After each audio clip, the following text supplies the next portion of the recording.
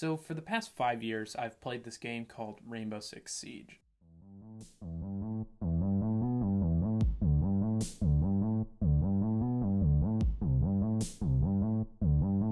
It tried to be a highly realistic first-person shooter. It's a 5v5 system. You're either attacking or you're defending.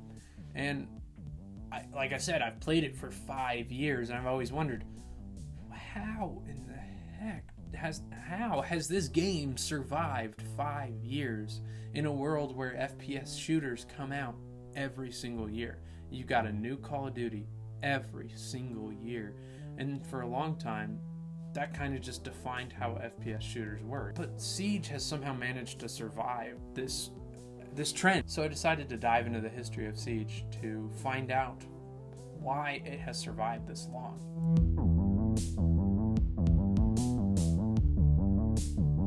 To kind of figure out this question, you kind of gotta go back 2 decades before Siege's release. In 1996, Tom Clancy, a well-known author at the time and well-published author, decided, I want to found a video game company.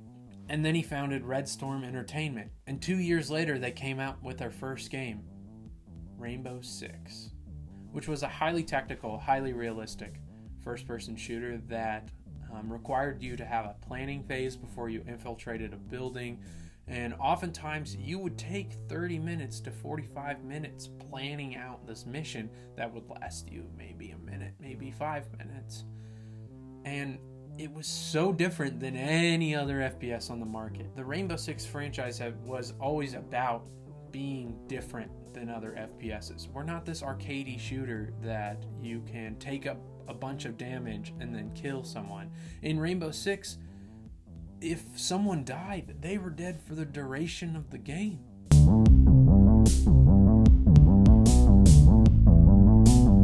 So after Tom Clancy's Rainbow Six, they came out with Rainbow Six Rogue Spear in 1999, and then in 2004 they came out with Rainbow Six 3, and then there were several iterations of Rainbow Six 3 after that.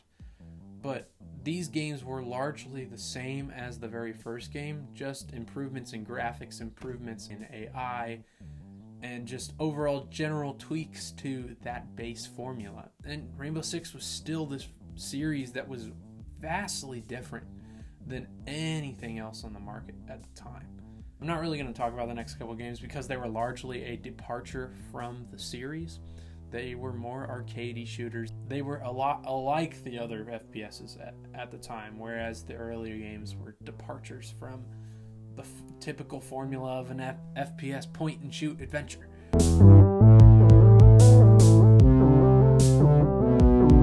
When Siege was introduced, it wasn't exactly a return to the formula of the original games.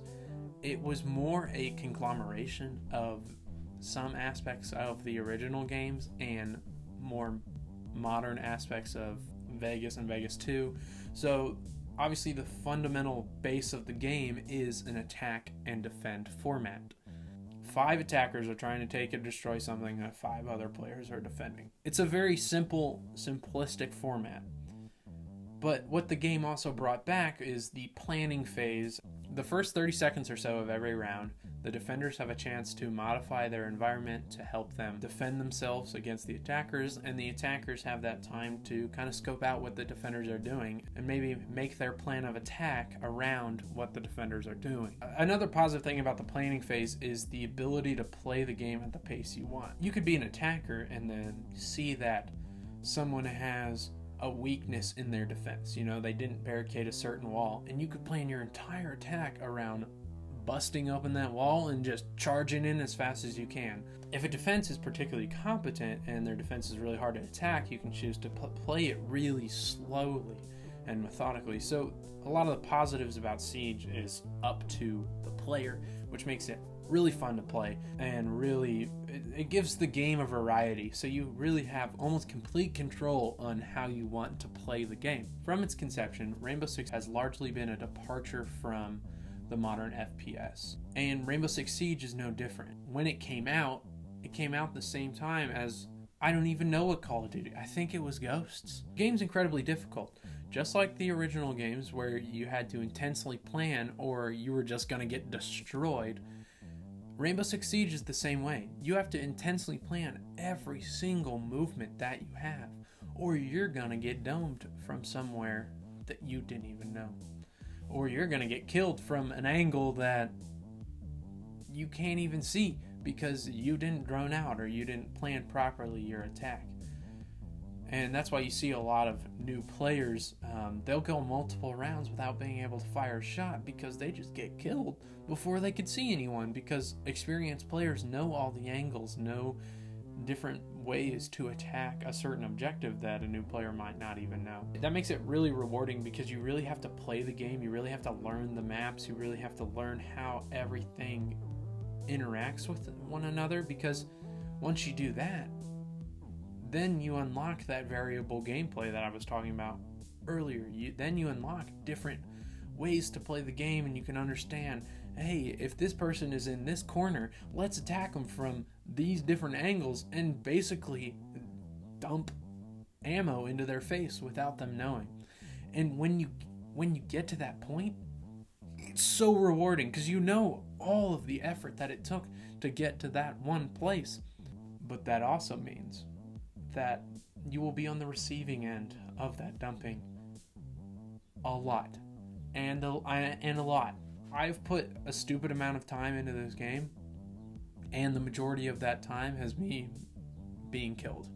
Me being killed from angles that I didn't understand. I will never claim that I am a good player at the game, because I'm not. I'm really bad at this game. But that still proves how rewarding it is that someone that's not very good at the game, still wants to come back to it and play it over and over again. With key takeaways here: go play the game. It's good. It's really good. It's cheap, easy to play. If you have a group of people that want to play online multiplayer, it's great. Go play the game. Just do it.